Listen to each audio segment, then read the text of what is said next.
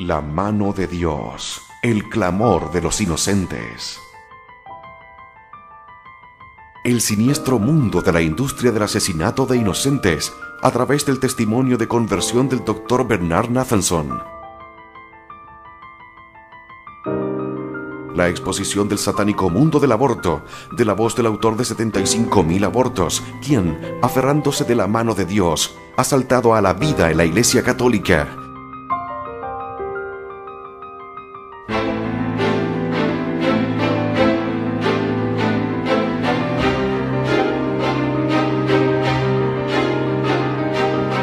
El poder de la evidencia científica y la oración, unidos en este excepcional testimonio de horror y redención. La mano de Dios, el clamor de los inocentes.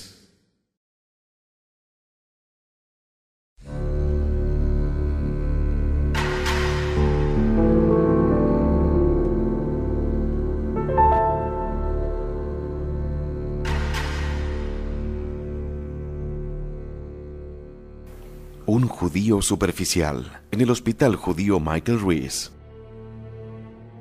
En mi año de interno en el hospital Michael Ruiz de Chicago, un hospital universitario adjunto a la Universidad del Noroeste, nos hacían rotar de una área especializada a otra cada mes, con el fin de darnos un panorama científico de la profesión.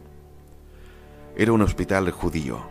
La especialidad médica que se practicaba era excelente, y el programa académico para internos y residentes era ejemplar. Pero la ética, o su falta, de la institución no tardó en ser conocida hasta por el empleado con menos sensibilidad moral. Era asombrosa la cantidad de cirugía innecesaria que había en esa impresionante institución. El negocio floreciente de reparto de honorarios era escandaloso. Circulaba entre el personal de la casa un chiste sarcástico acerca de que si uno quería ir al servicio de caballeros, tenía que llamar con fuerza a la puerta antes de entrar, para evitar a los médicos que estaban allí repartiéndose los sobres de los pacientes.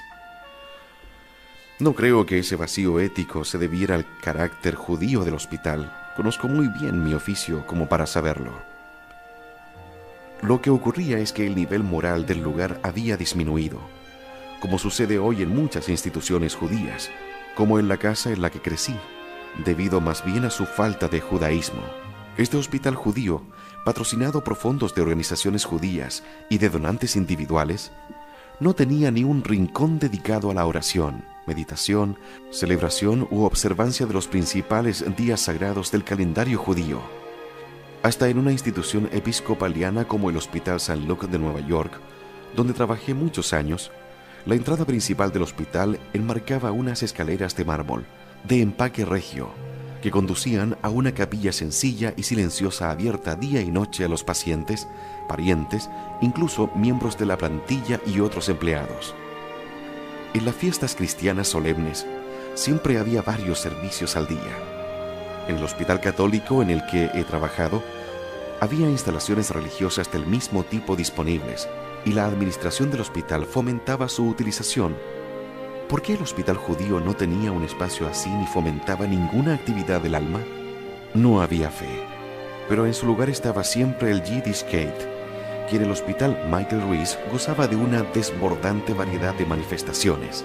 Los chistes judíos volaban por los quirófanos y salas de parto, y los miembros de la plantilla médica y administrativa se gritaban palabras en Yiddish con visible agrado.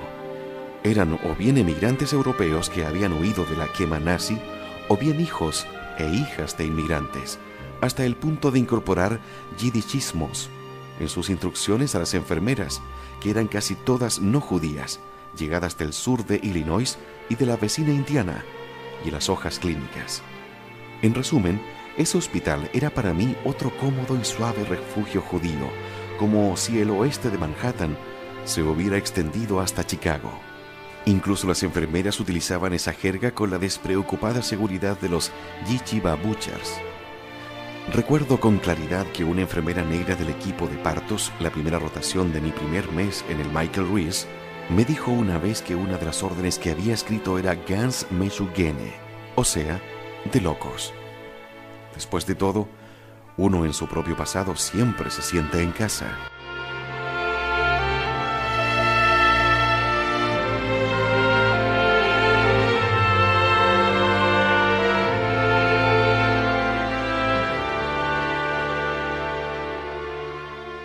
Mi primera esposa. Mi primera esposa era judía, graduada del college y emocionalmente tan insustancial como yo. Su padre era un hombre de no poca fortuna. Su madre había muerto cuando ella tenía 13 años y nunca congenió con su madrastra. Su hermano menor estaba muy encariñado con su hermana al modo tonto propio de la adolescencia. Tenía menos de 20 años cuando ella y yo nos conocimos. Decidimos casarnos solo 2 meses después de empezar a salir juntos. Tenía un año más que yo. Se había graduado en un programa de artes liberales de una prestigiosa universidad de Nueva York y se había enredado en una incómoda relación con el abogado casado para el que trabajaba. Un miembro de mi equipo de New York Hospital, era mi segunda etapa como interno después de Michael Reese, organizó una cita a ciegas entre ella y yo. Nos gustamos al momento. Ella era judía como yo, o sea, su casa tenía exactamente el mismo Yiddishkeit que la mía, y era una judía tan circunstancial y superficial como yo. Mi padre y el suyo se habían caído bien desde la primera vez que se vieron. Procedían del mismo tronco alemán y europeo del este, y aunque su padre había nacido en Europa, su familia había emigrado a los Estados Unidos cuando solo era un niño. Hablaba yiddish con fluidez, observaba las fiestas judías con la misma aparente devoción que mi padre y había sufrido el mismo grado de pobreza miserable en su infancia. En una palabra, si el matrimonio hubiese estado arreglado, no se habrían podido juntar dos personas en teoría tan afines. La boda tuvo lugar una tarde sofocante de agosto en el despacho de Rabbi Louis Newman, jefe de la congregación Rodef Sholem. La sinagoga estaba en la zona más occidental de Manhattan. Era un edificio impresionante, donde yo nunca había entrado, aunque mi padre y mi madre habían comprado entradas en ese templo para las grandes fiestas. El Rabí Newman era un hombre corpulento y tímido que pasaba de 50 años, había logrado una modesta reputación como estudioso del judaísmo y era considerado como un modelo de racionalismo aristotélico, un hombre del justo medio y no un ortodoxo meshugenet, en palabras de mi padre.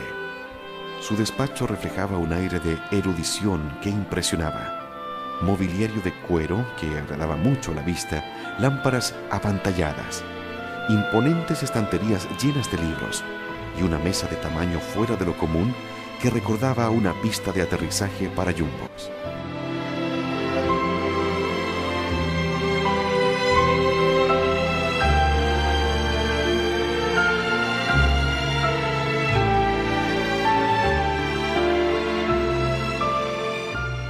Recuerdo que la mañana anterior a la ceremonia, mientras me duchaba en su apartamento, me vinieron serias dudas. Yo no amaba verdaderamente a esa mujer, aunque me gustaba y la respetaba. No sentía por ella una atracción fuerte, aunque en eso éramos razonablemente compatibles. Procedíamos de diferentes subculturas de la comunidad judía, ella de Brooklyn y yo de Manhattan. Yo estaba como pez en el agua en el mundo de los libros y las ideas, mientras que ella tenía un interés muy limitado por esos asuntos. Por otra parte, yo estaba cansado de vivir en habitaciones de hospital calientes, mal ventiladas y cargadas, harto de intentar vivir del estipendio absurdamente bajo que se nos pagaba entonces como miembros de plantilla en el hospital, $37,50 al mes, con comida, habitación y lavandería incluidas, y aburrido de vivir de modo efímero con una aparentemente inacabable sucesión de compañía femenina. Ella tenía un piso atractivo, espacioso y con aire acondicionado en el extremo oeste de Manhattan. Tenía dinero suficiente para permitirnos tener un coche y era una mujer muy presentable de respetable ascendencia y esmerada educación. Analicé la situación en la ducha, sabiendo que era la hora de la verdad, y llegué a la conclusión de que podría seguir adelante con la ceremonia y que si la cosa no resultaba, siempre me quedaba la posibilidad del divorcio.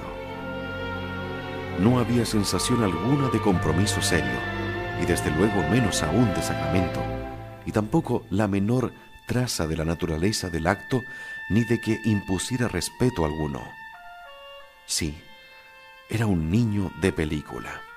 A finales de los 40 y en los 50, el matrimonio era para Hollywood una deliciosa travesura, una experiencia frívola y ligera que señalaba el fin de una aventura amorosa exuberante y con frecuencia tortuosa. Pero lo más importante era que mi padre, de mala gana, había dado su consentimiento a esta fusión a pesar de su odio venenoso a todo lo que unía a hombres y mujeres y no fuera pura sexualidad no contractual. El rabí Neumann mantuvo su aire de solemnidad epistémica. Musitó una serie de oraciones hebreas en lo que me parecía ser una traducción mecánica fosilizada para los plebeyos intelectuales. Entonces comenzó a agrandarse hasta al menos 2 veces su tamaño al llegar a la parte de la ceremonia en la que grandilocuentemente nos declaraba marido y mujer. Nos dimos el beso de rigor. Rompí el vaso, prudentemente envuelto en una gruesa servilleta, que conmemora la caída de Jerusalén en el año 70, y eso fue todo.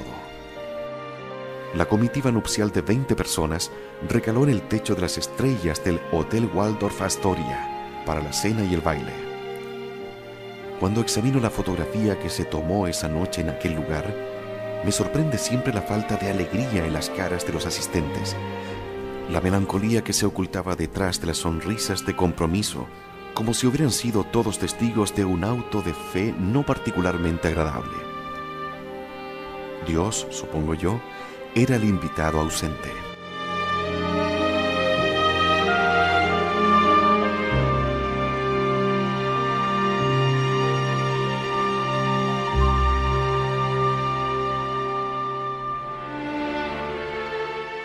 Mi primer divorcio. Mi plan de fuga premarital se iba cumpliendo. En 1953 interrumpí mi última residencia de obstetricia y ginecología en el Hospital de Mujeres de Nueva York y me alisté en las Fuerzas Aéreas. Me enviaron a practicar obstetricia y ginecología en St. John, Newfoundland, con pequeñas y divertidas excursiones a Groenlandia, Islandia y Labrador. Mi mujer y yo habíamos llegado a un acuerdo sin casi palabras de que no intentaríamos tener un hijo. Se vino a Newfoundland un mes después de llegar yo, y el matrimonio pronto se redujo a fórmulas educadas y sexo superficial. De mutuo acuerdo y con exquisitos modos, decidimos dejarlo cuando me licenciara. Volví al hospital mientras ella siguió ocupando un pequeño apartamento en Yonkers. Cuando estuvieron listos los documentos adecuados, tomé un avión para México. Las leyes del estado de Nueva York eran todavía rigurosas en lo tocante al divorcio. Alcé la mano en compañía de quizás otros 15 norteamericanos, pronuncié en voz baja sí, como respuesta a un interminable proceso en lengua española, y firmé en un registro llamativamente grande en el espacio marcado con una X. El matrimonio estaba caput. La separación fue incruenta, ritualista y tan carente de sentido como la unión. El matrimonio había durado exactamente 4 años y medio. Nos divorciamos civilmente. Más tarde se trasladó a San Francisco y nunca más volví a oír de ella. Ahora creo que el matrimonio fracasó precisamente porque ella era judía del mismo modo que yo. Incomprometida, espiritualmente indecisa, obsesionada por lo material y atraída por el juego seductor de otro judío moderno. Después de todo, se había criado en un escenario casi idéntico al mío, y le habían enseñado a no tomar en consideración los pequeños gestos con encanto, los trucos emocionales engañosos y el atractivo cinismo del moderno varón judío secular. Para ser franco, ella me tenía tomada la medida a mí y a los ardides que practicaba, y pronto nos aburrimos el uno del otro. El divorcio era inevitable, y cuando salió el tema, no sorprendió a ninguno ni le desanimó.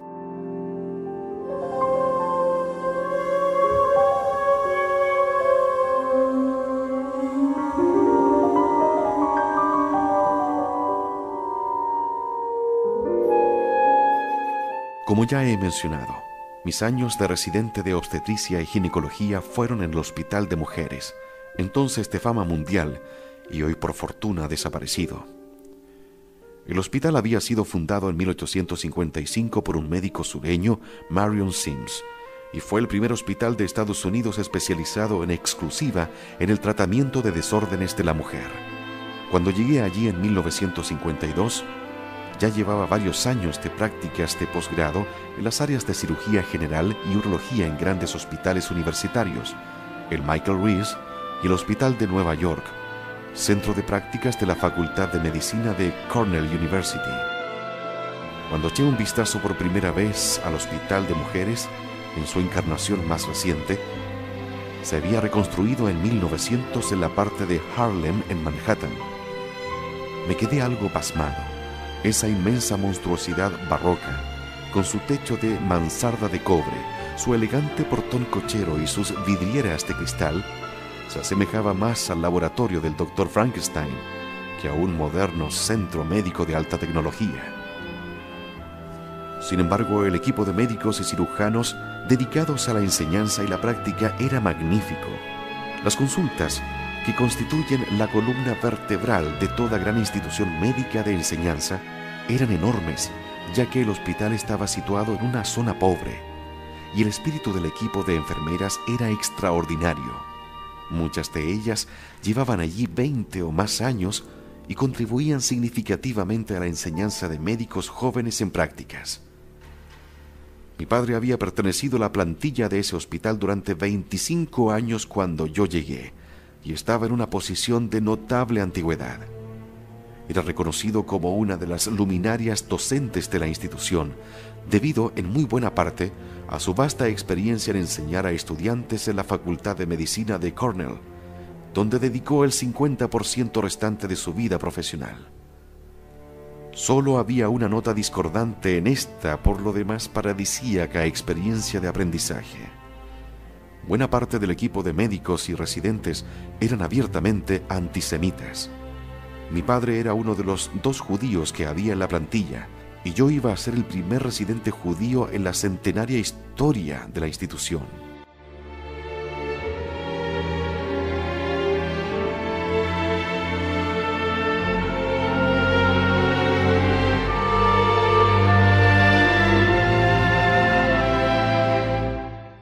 Me informaron el propio día de guardia en el Hospital de Mujeres que el residente jefe de obstetricia había corrido la voz de que no trabajaría con un judío y que acabaría buscando una residencia en otro sitio.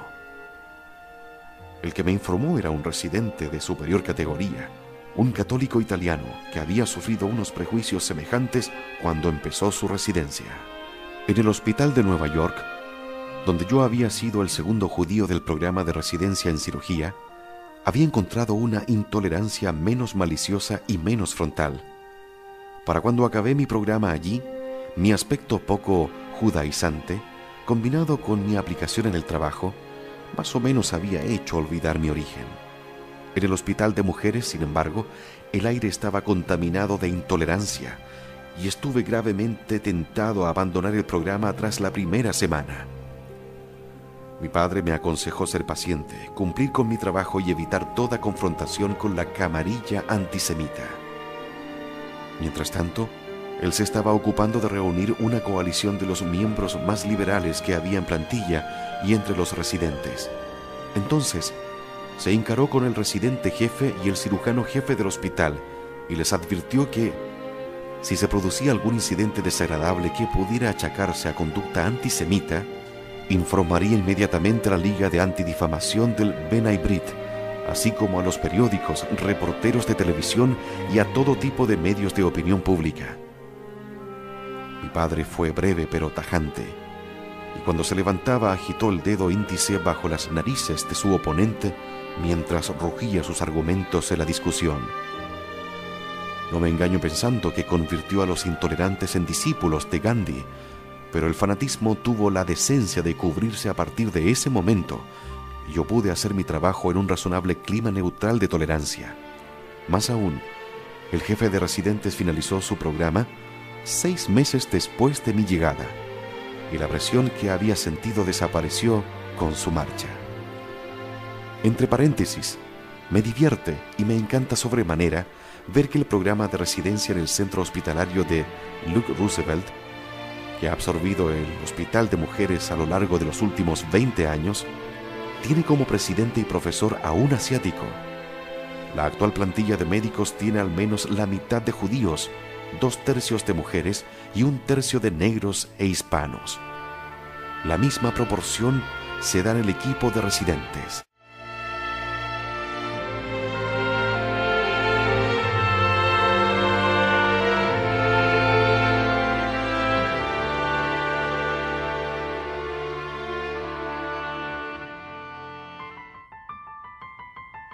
La mano de Dios, el clamor de los inocentes.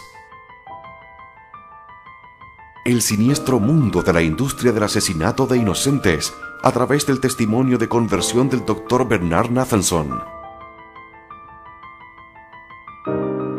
La exposición del satánico mundo del aborto, de la voz del autor de 75.000 abortos, quien, aferrándose de la mano de Dios, ha saltado a la vida en la Iglesia Católica.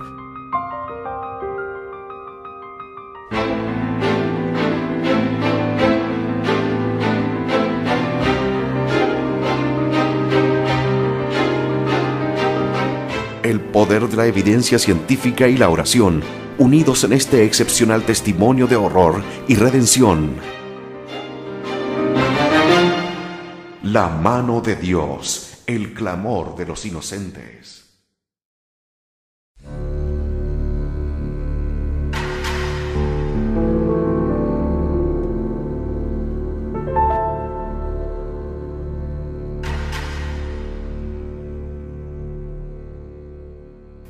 Un judío superficial en el hospital judío Michael Ruiz. En mi año de interno en el hospital Michael Ruiz de Chicago, un hospital universitario adjunto a la Universidad del Noroeste, nos hacían rotar de una área.